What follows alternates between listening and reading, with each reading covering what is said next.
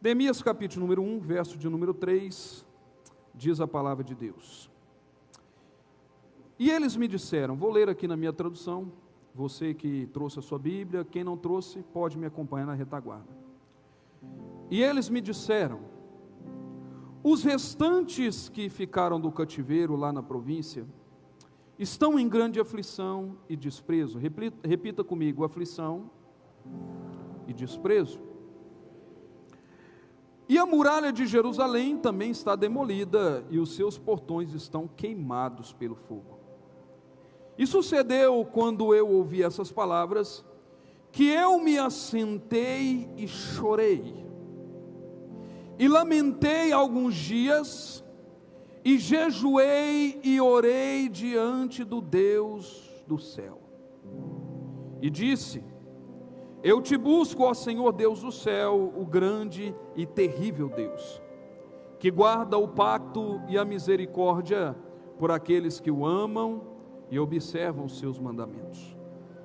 E que agora estejam atentos os teus ouvidos e os teus olhos abertos, para que possa ouvir a oração do teu servo, a qual oro diante de ti agora, dia e noite, dia e noite, dia e noite, pelos filhos de Israel, os teus servos, e confesso os pecados dos filhos de Israel, os quais temos pecado contra ti, tanto eu como a casa do meu pai, nós temos pecado.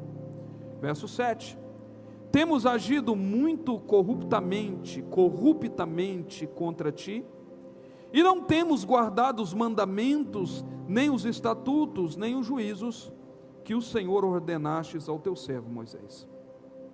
Lembra-te, rogo-te, a palavra que o Senhor ordenastes ao teu servo Moisés, dizendo, se vós transgredires, eu vos espalharei por entre as nações. Verso 9 eu encerro. Mas, se vós converterdes a mim, e guardares os meus mandamentos, e praticá-los, então, ainda que os vossos rejeitados estejam na extremidade do céu, ainda assim, eu os reunirei de lá, e os trarei ao lugar que tenho escolhido, para ali pôr o meu santo nome. Amém. Amém. Fecha os seus olhos. Pai amado, em nome de Jesus, está aqui a tua santa e maravilhosa palavra. Deus, nessa noite nós queremos nos alimentar desse pão. É um culto de ceia, ó Deus, e é um momento especial, porque nos alimentamos de um pão tão vivo, de um pão eterno, que é a tua palavra. E daqui a pouco nos alimentaremos também do pão, do suco, simbolizando o vinho. Deus, mas que essa palavra sacie a nossa fome, e que ela provoque em nós uma verdadeira mudança. Senhor, nesse momento nós queremos orar pela nossa nação, orar pelo nosso Brasil, porque a tua palavra diz que feliz é a nação cujo Deus é o Senhor. Deus, que o Senhor seja o Deus dessa nação, que o Senhor tenha misericórdia de nós, e que o Senhor traga um profundo despertamento a cada um que está aqui essa noite, e que nós possamos sair daqui despertados, avivados, Pai, que nós possamos aguardar e participar do grande avivamento que certamente o Senhor já começou nessa nação. Assim oro e creio, em nome de Jesus. Amém e amém. Amém? Deus abençoe. Olhe para cá. Eu tenho pouco tempo aqui para pregar hoje, mas eu quero trazer uma palavra de despertamento para você. Se você me permitir, eu quero contar uma pequena história. Eu gosto muito de contar histórias, e essa história é uma história real de um jovem escocês chamado William Burns. Em 1839, na Escócia, as colinas ali estavam cobertas pela neblina, e as igrejas frias e silenciosas eram frequentadas por um povo cansado, dividido entre o passado glorioso da reforma e o presente marcado pela apatia espiritual. O evangelho, que outrora fora forte como as rochas escocesas, agora parecia ecoar apenas nas paredes antigas e não mais nos corações. Mas Deus estava prestes a reacender o fogo, e para isso ele usaria um jovem pastor chamado William Burns. William não era o tipo de líder que o mundo escolheria. Ele era calmo, introspectivo e jovem demais para muitas pessoas, mas dentro dele queimava uma chama que ele mesmo não compreendia. Ele amava a sua pátria, grava isso, ele amava a sua pátria, e ele chorava por ela. Ele via as tabernas, os bares lotados, os púlpitos vazios, e ele orava com lágrimas e dizia: Senhor, a Escócia é tua, mas ela te esqueceu, traga-nos de volta ao teu coração. Em 23 de julho de 1839, na cidade de Kilstis, naquela manhã, Burns pregava como em qualquer outro domingo, mas naquela noite, durante a reunião, algo aconteceu. Ele mal havia terminado a leitura do texto, quando um quebrantamento invisível caiu sobre a congregação. Não houve gritos e nem milagres visíveis, mas um peso de glória tomou aquele ambiente. Os homens começaram a chorar, as mulheres se ajoelhavam em intercessão, jovens confessavam pecados em alta voz. Não era emoção, era uma convicção. E ele disse: o céu desceu sobre a cidade de Kilstley. E então tudo mudou. Nos dias seguintes, os cultos não paravam. Havia orações nas praças ao amanhecer, louvores nas casas, confissões de pecado nas ruas. As pessoas vinham das vilas vizinhas a cavalo, a pé, para ouvir aquele jovem pregador que falava com lágrimas nos olhos e fogo na voz. Em um culto ao ar livre, mais de 15.000 pessoas se reuniram para ouvir a palavra de Deus. Aquela chama se espalhava como fogo em palha seca, alcançou cidades como Dundalk, Pearse, Aberdeen e as regiões mais distantes da Escócia. Foi um verdadeiro avivamento nacional. Para Burns, a fé não era uma questão individual, era a redenção de um povo, de uma nação inteira. O seu coração queimava pela salvação da Escócia. Ele cria que a transformação de uma nação não viria pelo parlamento, também não viria pelos deputados, presidentes, ou até mesmo através da espada, mas a transformação de uma nação, ela viria pelo joelho dobrado, pela pregação fiel e por corações arrependidos.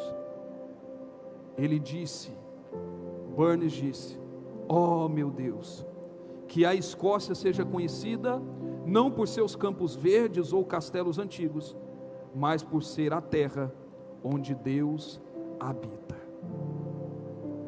Anos depois, Burns se tornou um missionário na China, onde ele morreria longe de sua terra natal. Mas o que ele plantou na sua juventude ainda ecoa nas páginas da história, e a Escócia nunca mais seria a mesma. Eu quero trazer 3 situações para vocês aqui sobre essa história de William Burns. A primeira delas é que o avivamento, ele pode começar sim através de uma pessoa. Deus, ele só precisa de um coração disposto para mudar a história de uma cidade e também para mudar a história de uma nação. Um coração. Também eu entendo que o amor à sua pátria também é intercessão, não é política. Quando você ama o seu país, quando você ama a sua cidade, não é política, é intercessão. Burns, ele não levantou bandeiras, Burns não defendeu partidos. Nós temos falado muito sobre isso aqui na nossa família da fé, que nós não estamos aqui para defender bandeiras, partidos, ou políticos, ou ídolos. Não, nós estamos aqui defendendo uma nação, clamando por um país que precisa de socorro, que precisa de ajuda. Eu entendo também que uma nação, ela só é transformada quando a igreja se desperta. Olha para a pessoa que está do seu lado e diga para ele assim: se desperte. Desperta, tu que dormes.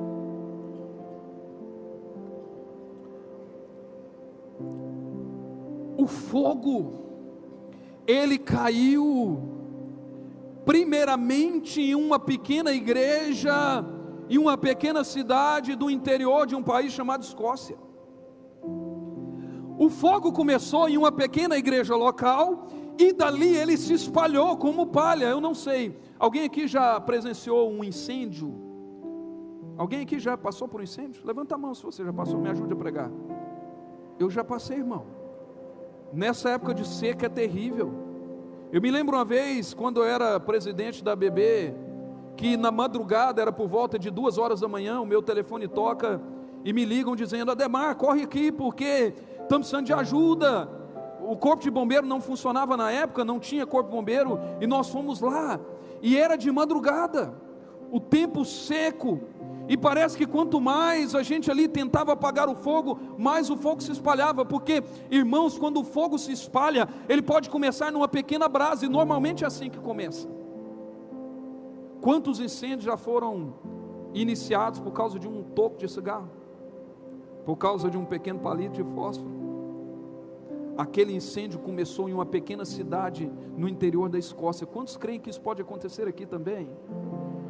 Não, vou perguntar de novo. Tem gente aí que ainda não despertou, tem gente ainda que está dormindo, eu vi alguns bocejando, eu não sei, mas eu quero te perguntar: quantos aqui creem essa noite que isso também pode acontecer aqui?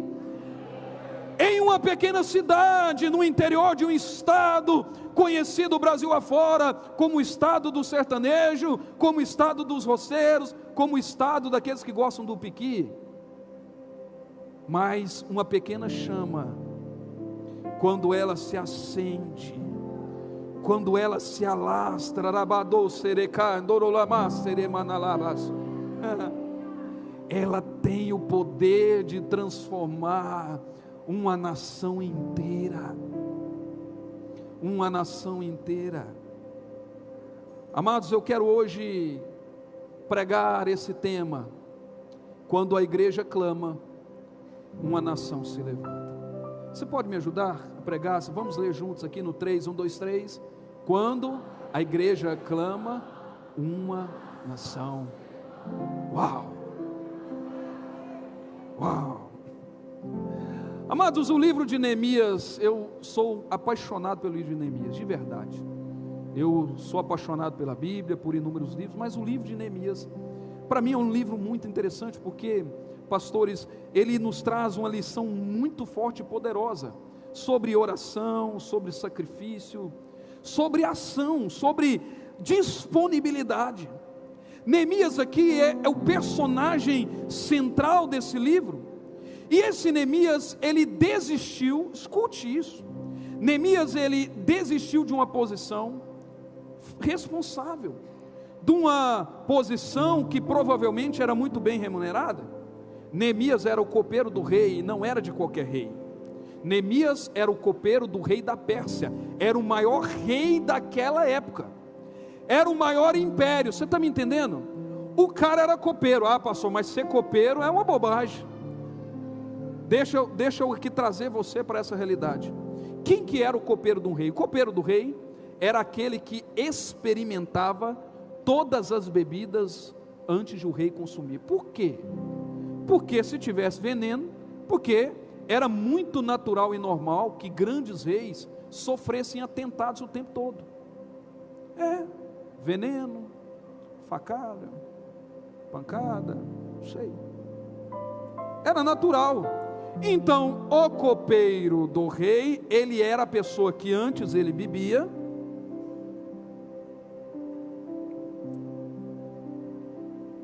tá bom, rei, o senhor pode tomar. Vocês estão entendendo a responsabilidade do cara? Não era qualquer um. A vida do rei estava nas mãos dele. O rei confiava a sua própria vida nas mãos desse cara chamado Neemias. Então, ou seja, se esse camarada não às vezes arriscasse a própria vida em prol de um rei, o rei poderia estar morto. Então, ou seja, eu tenho certeza que Neemias não queria morrer, mas ele estava ali servindo a um rei, e ele abriu mão dessa função. A Bíblia diz que ele deixou de ser o copeiro do rei por um tempo, a fim de reedificar os muros de Jerusalém, e principalmente, unir os judeus novamente como uma nação. Reedificar os muros, mas principalmente juntar os seus compatriotas, os judeus, para que eles de novo fossem uma nação. Você está me entendendo até aqui? Era a vida dele. Eu preciso juntar o povo novamente. Nós precisamos de uma nação fortalecida, nós precisamos de um povo unido, nós precisamos de um povo que tenha um só propósito, que caminhe em só direção. Esse era o pensamento de Neemias. Eu espero que com essa mensagem, que Deus ele mostre a você que ele pode levantar um só homem, ou talvez uma só mulher, que com o coração quebrantado, uma fé ativa, possa reacender a chama espiritual de uma nação, assim como foram Neemias e William Burns. Eu quero trazer aqui para vocês rapidamente alguns pontos que nós precisamos como igreja entender, para que de fato uma nação seja reerguida, porque sabemos que quando a igreja clama, uma nação se levanta, sim ou não? Mas como é que deve ser o meu clamor? O que nós devemos fazer? Quais são as atitudes, quais são as ações que nós como igreja do Senhor precisamos fazer para que esta nação chamada Brasil, ou República Federativa do Brasil, ela se levante de novo, ela seja uma nação feliz, ela seja uma nação agradável, porque tempos sombrios parece que estão à nossa porta, parece que estamos à beira de um abismo, e muitos de nós cruzamos os braços, estamos tentando deixar ver o que vai acontecer, o que vai virar, e tem certas coisas que acontecem que são irreversíveis. Então, há alguns pontos que eu quero chamar a atenção de vocês essa noite, para que nós possamos de fato ver essa nação reerguida. A primeira coisa, escute, grava isso, é que nós precisamos ter um coração que sinta o peso de uma nação. Vou repetir, você precisa ter um coração que sinta o peso da sua nação. Neemias aqui, no versículo 3, ele vai dizer, a Bíblia vai dizer, que Neemias, ele se assenta e chora, se assenta e chora. O copeiro do rei, ele ouviu a notícia que Jerusalém tinha sido destruída, os muros tinham sido derrubados, as portas foram queimadas e o fogo estava lastreando a linda Jerusalém, a cidade amada. O povo havia se espalhado, e qual que é a reação de Neemias? Ele falou: não, deixa para lá, está tudo certo, tudo bem, é isso? Não, a Bíblia diz que Neemias se assenta e chora. E a Bíblia diz que ele chora, ele sente o peso de uma nação. E detalhe, Neemias não estava em Jerusalém, ele estava onde, gente? Aonde? Na Pérsia. Ele estava longe da sua terra natal, mas mesmo assim, o coração dele estava lá. A pergunta é: onde está o seu coração? Eu conheço muita gente que passa uma vida inteira amaldiçoando a cidade que mora.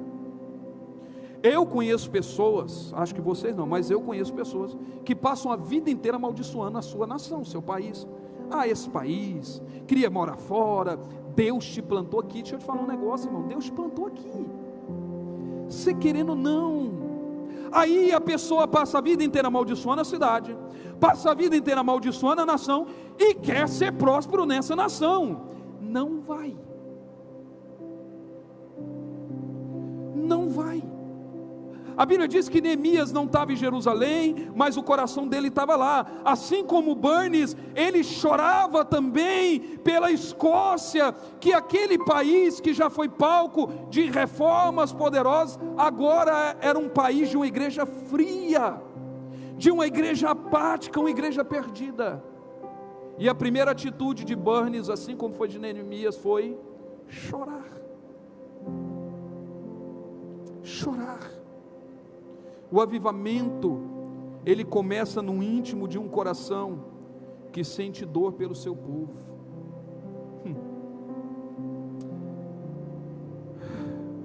Você já chorou pela sua cidade, meu irmão? Você já chorou por essas pessoas que estão perdidas lá fora? Sim. Você já chorou por essa nação que é conhecida como a terra do carnaval? Você já chorou pelos pecados dos nossos jovens? Você já chorou, já sentiu a dor desse povo que dia após dia está indo para o inferno? Você já chorou pelas pessoas que todos os dias estão indo para o inferno? Você não sente o peso disso? Essa semana nós tivemos notícias terríveis. Nós tivemos um jovem de 16 anos que suicidou. Nós tivemos um outro jovem de 18 anos, 17, 18 anos, que foi assassinado. Quantos jovens estão nas drogas? Talvez seja filho, talvez seja parente de alguém que está aqui. Quantas pessoas você conhece que estão indo pelo vale da sombra da morte, que estão indo no precipício, que estão sendo lançados na condenação eterna, morrendo sem Deus, morrendo sem Jesus? E nós não temos chorado, nós não temos clamado. Neemias, quando soube da notícia, ele se assenta e chora. Nós precisamos ter um coração que sinta o peso da nossa cidade.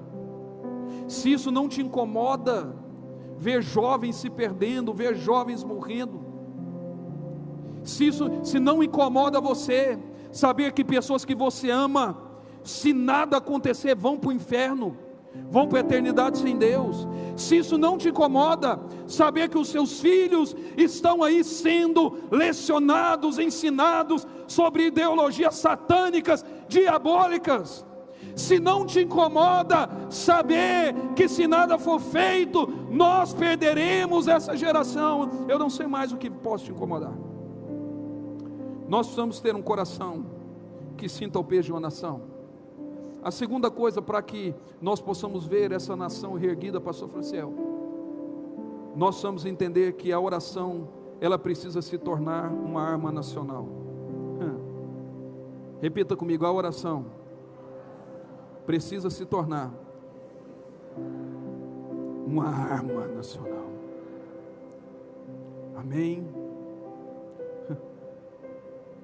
Nos versículos que seguem, no capítulo número 1, verso 4, a Bíblia diz aqui que: e sucedeu quando eu ouvi essas palavras, Neemias dizendo, eu me assentei e chorei, e lamentei alguns dias, jejuei e orei diante do Deus do céu. A Bíblia diz que Neemias estava jejuando e orando. Não existe nação de pé sem joelho dobrado. Não existe igreja de pé sem vida de oração. Não existe cidade de pé sem vida de oração.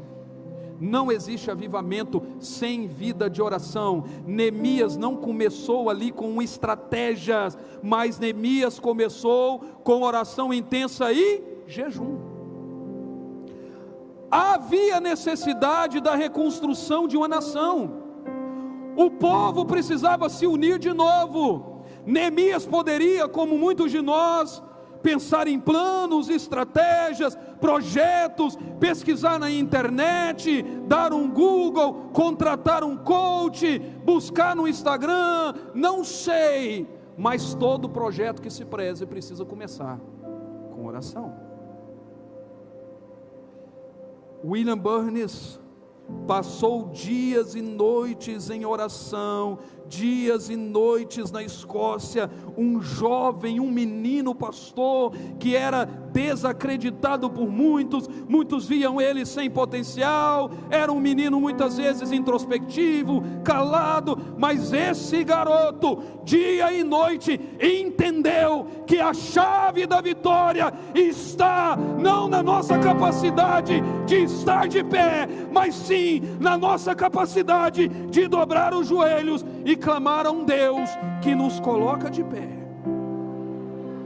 Dias e noites orando, clamando. Depois disso, o avivamento. Nas praças, nas casas, nas escolas, o povo vinha ali numa pregação, 15 mil pessoas, imagine. Não tinha ali talvez grandes recursos tecnológicos, era 1800, século, quase 2 séculos atrás. Eles clamaram antes de agir. Foi no secreto que a nação começou a mudar.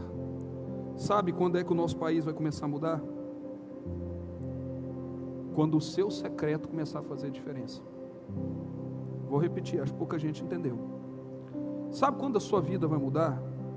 Porque às vezes a gente é tão egoísta, né? Na minha vida mudou, opa, peraí, deixa eu entender como é que minha vida muda. A sua vida só vai mudar, a sua cidade só vai mudar, a sua nação só vai mudar, quando a sua vida no secreto começar a fazer diferença. Charles Spurgeon, um dos grandes avivalistas, ele disse certa vez que a oração é a respiração do guerreiro cristão. Tem gente respirando aqui? Cadê os guerreiros e guerreiras aqui? A oração é a respiração do guerreiro cristão. Quem não respira, está morto, não é? Primeira coisa, quando a pessoa está morta ali, o que você vai ver? Ou você ofere aqui, né, o pulso dela, ou você vê se ela está respirando. Não está respirando, está viva. Então a pessoa que não ora, um guerreiro que não ora, está morto, irmão. Um crente sem oração está morto. Agora imagina uma nação onde dizemos que é uma oração cristã. Não é, me desculpe dizer, porque se fosse uma nação cristã, não estaríamos passando o que está passando. Às vezes a gente acredita em tanta coisa. O Brasil é um país cristão. Não é. Se Deus fosse o Deus dessa nação, você acha que a gente está vivendo o que estamos vivendo? Ou a Bíblia está mentindo, que a Bíblia diz: feliz é a nação cujo Deus é o Senhor. Esse mesmo Charles Spurgeon, ele também diz que aquele que permanece em pé deve lutar de joelhos. Quer permanecer em pé? A sua luta é de joelho. Uma vez eu ouvi um pregador, escute gente, eu já estou correndo aqui porque o relógio não está me ajudando. Eu ouvi um certo pregador uma vez, que eu tenho muito carinho por ele, que ele diz que a menor altura que você pode ter para que o inimigo não te derrube é essa altura aqui, ó.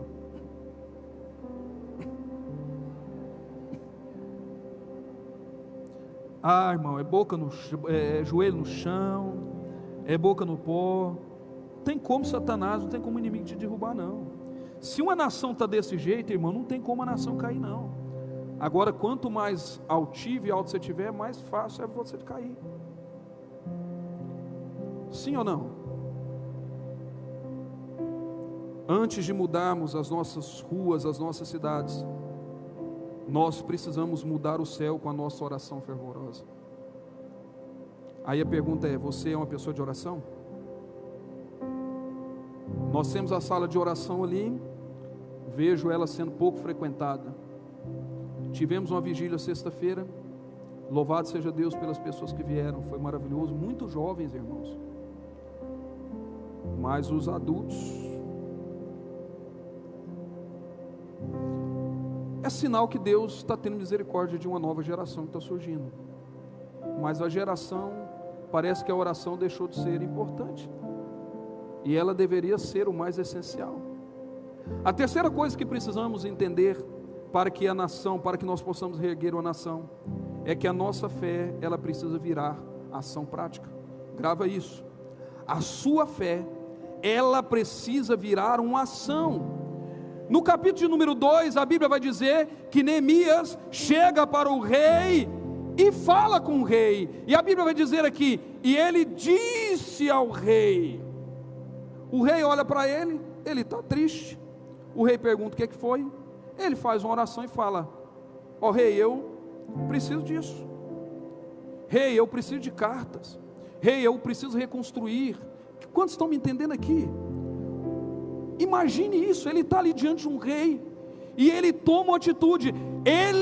A Bíblia diz no capítulo 1, que ele se assenta e chora, mas ele não fica só sentado chorando. Tem uma hora que ele se levanta e fala: eu preciso agir, eu preciso tomar uma atitude. Neemias se apresentou ao rei com ousadia e recebeu recursos e apoio. Todas as vezes que você se apresenta ao rei com ousadia, você recebe recurso, você recebe apoio. A Bíblia diz: batei, batei e abrir-se-vos, buscai e... Então por que não bate e por que não busca? Bater é uma ação, buscar é uma ação. Então entenda que Neemias, ele vai com ousadia. Irmãos, com ousadia nós recebemos apoio e recursos. A nossa fé, ela precisa virar uma ação, até porque a fé sem obras, ela é morta. Aquele jovem escocês, William, ele mesmo jovem, ele se posicionou com coragem, e o avivamento veio. A fé verdadeira não se limita ao clamor, ela se move, ela lidera, ela reconstrói. Aleluia. Martim Lutero, um dos grandes precursores do protestantismo, porque o termo protestante é aquele que protesta. Nós somos protestantes, irmãos. Nós devemos o tempo todo protestar contra as injustiças. Nós devemos protestar contra as mazelas de Satanás, protestar contra o pecado. Só que agora protestante não é protestante mais, e daqui um dia não poderá protestar se nada acontecer. Aí me assusta. Não é sobre política, não é sobre esquerda ou direita, mas me assusta. Eu estava vendo um vídeo, um pedacinho ali do desfile do 7 de setembro hoje, e ali uma galera gritando: sem anistia, sem anistia, sem anistia. Irmãos, eu não sei se você está entendendo, nós temos vós com 70 anos de idade presas, nós temos mães presas, doentes, morrendo, porque exerceu o seu direito de não concordar com algo, de dizer não a alguma coisa. Nós temos crianças sem os seus pais, porque alguém com um batom desenhou em uma estátua. Não estou dizendo que está correto, mas não estou dizendo que um quadro como esse deva gerar 14 anos de prisão. E aí as pessoas comuns dizem: não, sem anistia, deixa preso mesmo. Gente, o povo é mau, a maldade no coração do ser humano. Nós estamos em um país polarizado. Não pense você: não, mas é a minoria. Não é. O amor das pessoas se esfriou demais, a tal ponto que a minha idolatria política, aqueles que eu defendo, ela é maior ou superior do que a dor do próximo, do que a família. E aí o que importa é que eu esteja certo, e que o resto... Você não se indigna com essas coisas, irmãos? Você não se indigna com isso? Aí Lutero fala: olha, a paz se possível, mas a verdade a qualquer preço. Quem não quer viver em paz? Todos nós queremos, a paz é maravilhosa, mas a sua paz não merece o preço de uma mentira. A sua paz ela não é superior a uma verdade. A verdade, ela é sobre qualquer custo. O problema é que hoje a paz de alguns, ela só existe por causa do sofrimento de muitos. A paz de algumas poucas pessoas, ela existe, ou a pseudo-paz, porque não é uma paz verdadeira, porque a paz verdadeira, ela tem um nome, ela se chama Jesus Cristo. Ele disse: eu vos deixo a paz, a minha paz vos dou, a paz que excede todo entendimento. Essa é a verdadeira paz. Lutero também disse: se não puder ser forte, ao menos seja corajoso. Força e coragem são coisas diferentes. Se fosse a mesma coisa, Deus, quando chamou Josué, tinha falado para Josué: Josué, seja forte ou corajoso. Mas ele disse: seja forte e corajoso. Lutero disse: olha, se a força acabar, se você não tiver força, tenha coragem, seja corajoso. A fé que não se levanta em ação, ela morre na intenção. Pegou essa aí? Vou repetir. A fé que não se levanta em ação, morre na intenção. Você conhece gente bem intencionada? Conhece? Eu conheço alguns. Gente que é tão bem intencionada, mas não tem atitude nenhuma. O que adianta? Já disse alguns sábios que o inferno está cheio de gente bem intencionada. Tem gente que tem boas intenções, mas não age. Pelo amor de Deus, age, criatura. Se posiciona. Faça algo diferente. Toma uma atitude de seguir a Deus. Toma uma atitude de abandonar o pecado. Toma uma atitude de amar a sua nação. Toma uma atitude de fazer dar certo. Protesta contra as injustiças, as maldades. Não se amolde ao padrão desse mundo, como diz Romanos 12. Não se conforme, pelo amor de Deus. Fé sem obras é morta. Fé que não se levanta em ação, morre na intenção. E para terminar, a quarta e última coisa que nós precisamos fazer para que a nossa nação seja reerguida novamente, porque nós precisamos entender e esperar o agir de Deus sobre a nação, porque uma nação só vai se reerguer de novo, escute isso, quando Deus soprar sobre ela. Neemias no capítulo 6, verso de número 15, eu quero ler aqui. Neemias 6, verso 15 e 16 vai dizer assim: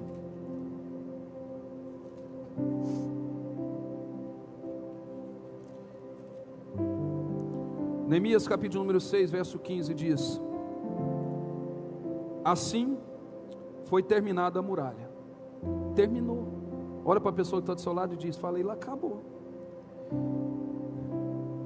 Terminou. Irmãos, não pense você que foi fácil, porque parece que a impressão que temos é do capítulo 1 ao 6. Não, mas só depois de 5 capítulos a mais, não, irmão.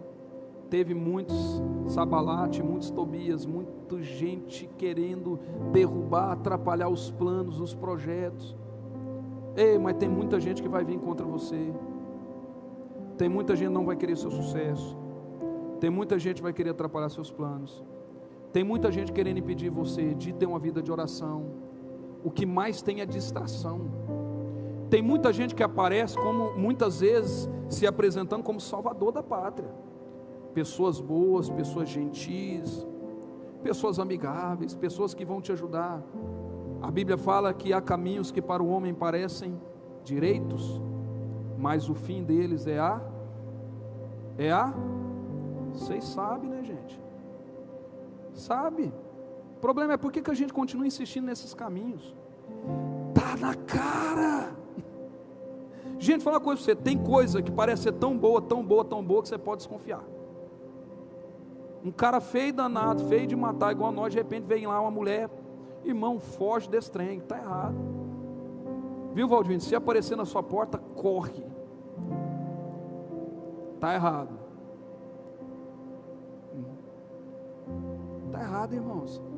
Tem certas ofertas que vêm que está na cara, que não tem sentido nenhum. Aí você está insistindo nisso. Aí esse camarada chamado Neemias, ele perseverou, ele continuou, e aqui o texto vai nos dizer que a obra é concluída, termina, verso 15: assim foi terminada a muralha, os muros, no 25º dia do mês de Elul, em 52 dias. Mas o que me chama a atenção no verso 16, diz assim: e sucedeu que, tendo ouvido todos os nossos inimigos e todos os pagãos que estavam junto a nós, onde é que eles estavam? Onde é que eles estavam, os inimigos? Juntos. Irmão, o tempo inteiro nós estamos caminhando com gente assim. As frustrações fazem muitas vezes parte da vida do cristão. Eles estavam próximos, só que quando eles ouviram, ficaram muito desanimados, aleluia, aos seus próprios olhos, porque perceberam que esta obra foi feita pelas mãos de Deus. Chegou o tempo, sabe de quê? Não é de você desanimar não, meu irmão, é dos seus inimigos desanimarem.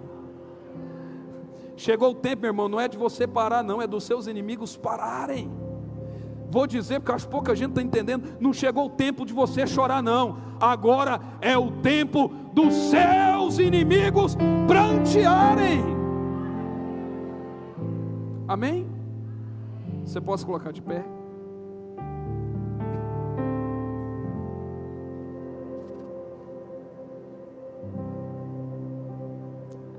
Escute, Neemias viu a cidade restaurada, sim ou não?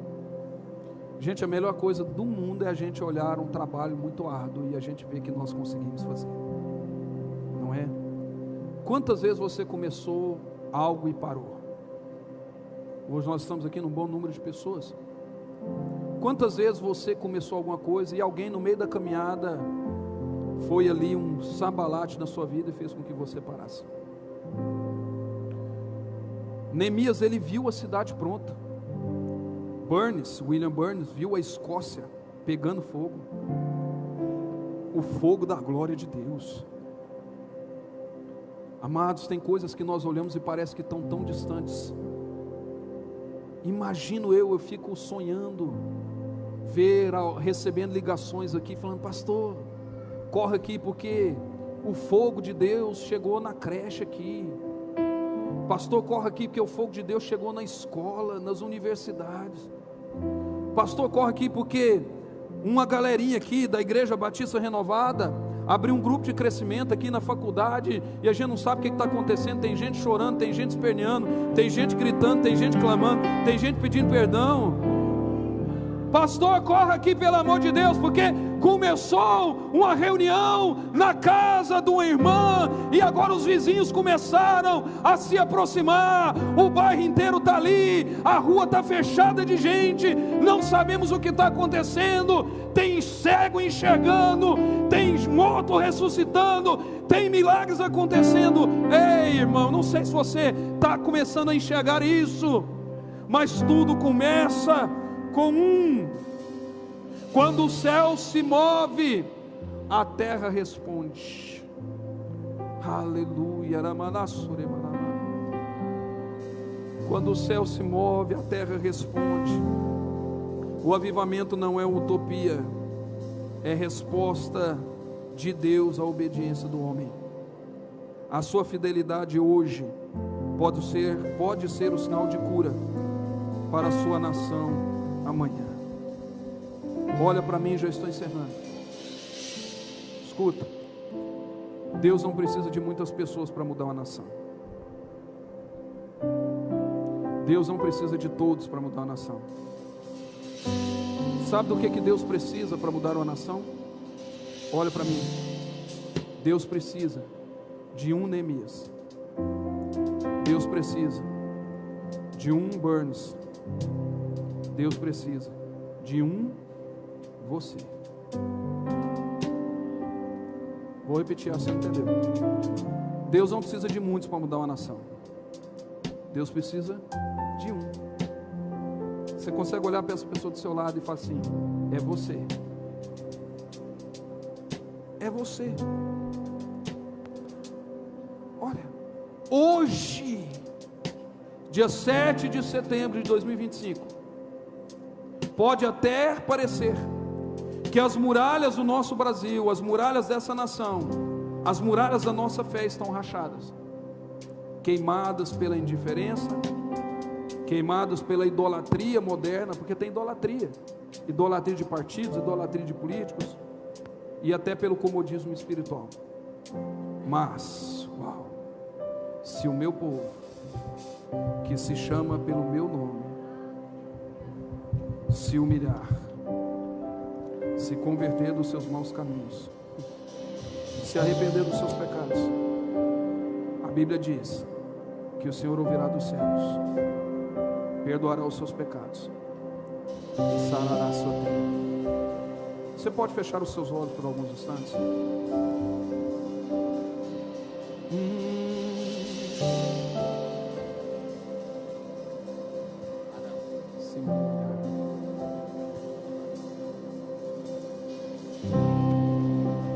Esse lugar, tu és real. Oh.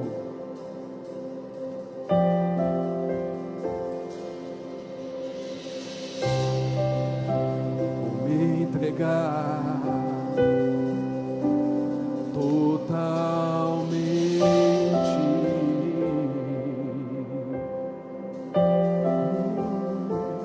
Você pode dizer isso a Ele? O seu toque abriu os olhos do meu coração.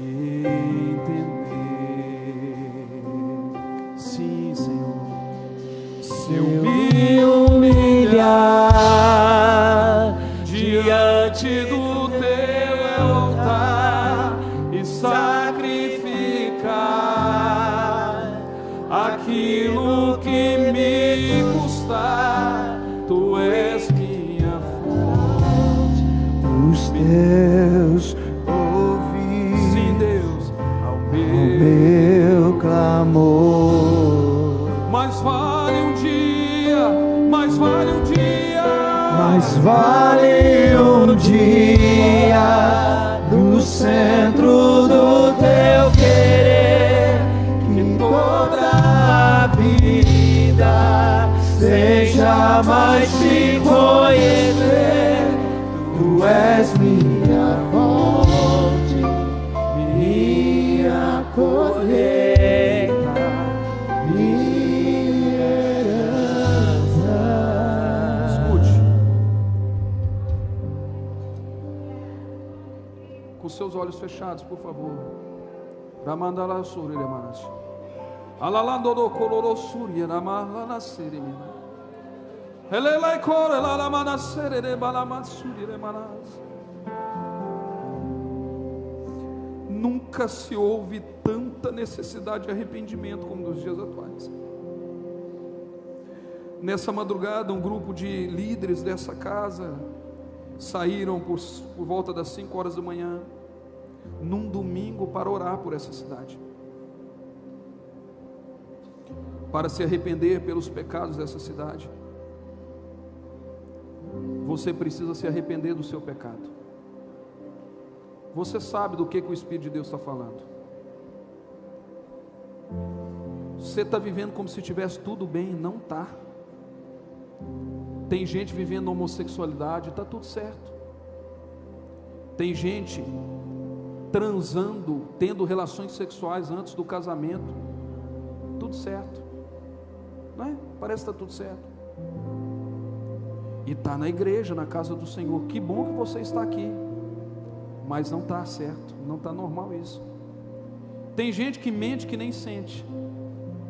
A mentira parece que dominou tudo. Não, é a mentirinha do gasto. Deixa eu te falar uma coisa, você que já está gasto pela mentira. E aí a gente quer uma nação sarada, sendo que os doentes somos nós. Queremos temos uma cidade abençoada, curada, mas nós estamos doentes. E não nos arrependemos desse pecado que está te consumindo, que está te destruindo, que está te levando à ruína e é a nação para a ruína. A pergunta que eu faço é: quem aqui nessa noite está disposto a sentir a dor de uma geração como Neemias teve? Quem aqui essa noite está disposto a orar como William Burns orou, até que o céu se rasgue e a cidade se dobre? Quem nessa noite está pronto para ser usado como resposta de Deus para a sua nação? O avivamento não começa no congresso, mas começa no altar. E o altar precisa ser o seu coração. Se eu me humilhar diante do teu altar e sacrificar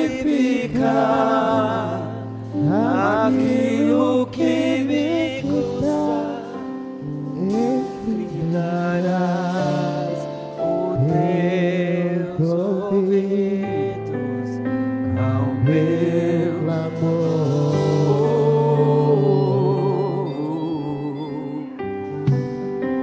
Mas vale um dia no centro do teu querer, que toda a vida sem jamais te conhecer.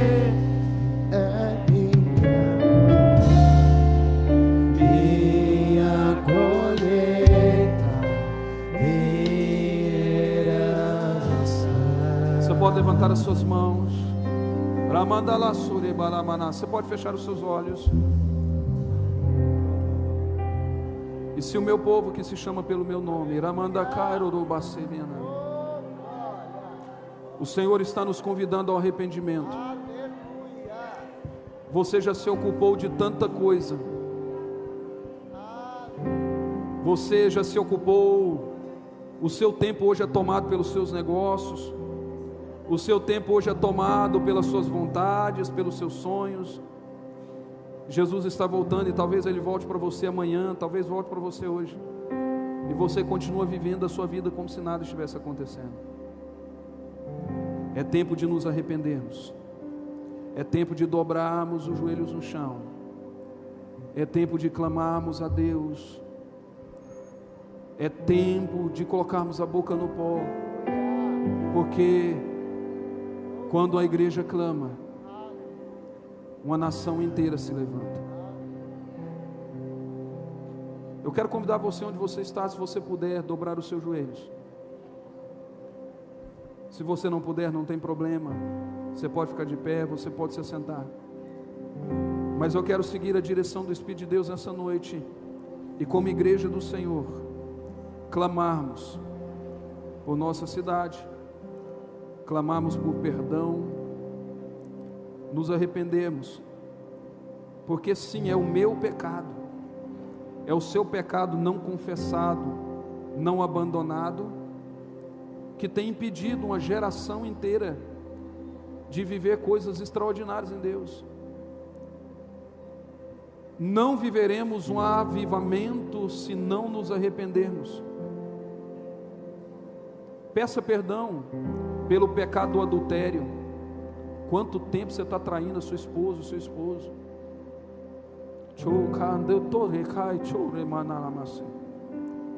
O pecado dos vícios, o pecado do roubo. Pecado.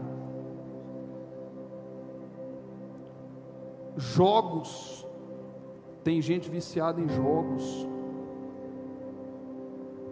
Já não é nem tigrinho mais, já virou um safari inteiro.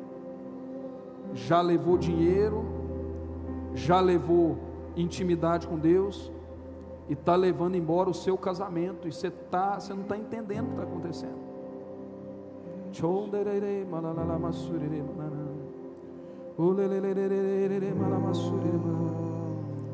Eu vejo o Espírito Santo agindo com liberdade nessa noite. Eu vejo o Espírito Santo perdoando pecados que de fato estão sendo confessados. Confesse o seu pecado. Diga que você quer abandonar isso. Pornografia,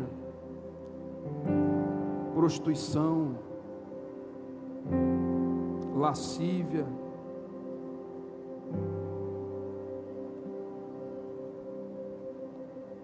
falta de caráter, problema nas finanças. Senhor, tem misericórdia de nós. Senhor, sabemos que a nação padece muitas vezes porque os nossos pecados estão encobertos diante de nós. Senhor, eu quero pedir perdão pelos meus pecados, pelos pecados dos meus filhos, pelos pecados da minha família, perdão pelos pecados da minha cidade, pelos pecados dos líderes dessa cidade, e também dos líderes eclesiásticos, pastores, padres. Senhor, eu te peço perdão, misericórdia, pelas atitudes, pelas falsas promessas. Senhor, perdoa os pecados, Senhor, dessa nação, dos líderes dessa nação, daqueles que deveriam colocar os seus joelhos, que deveriam colocar as suas bocas no pó, mas hoje estão tão envaidecidos com a glória, envaidecidos com os elogios, com o orgulho, com os seus carros do ano, com suas casas, com as suas agendas lotadas, com as suas ofertas gordas. Deus tem misericórdia. Deus, eu sei que estamos colhendo exatamente aquilo que foi plantado, a apatia e a frieza espiritual. Deus, mas eu sei também que se o Senhor quiser, o Senhor pode mudar esse quadro, e por isso nos arrependemos nessa noite, como igreja local, e te pedimos, Deus, sopra o teu vento, faça reacender uma chama aqui, uma chama no coração, talvez de não todos, mas de alguns, que certamente vai impactar uma geração inteira. Pai, é pelo poder do nome de Jesus que nós oramos e declaramos, hoje e sempre. Amém.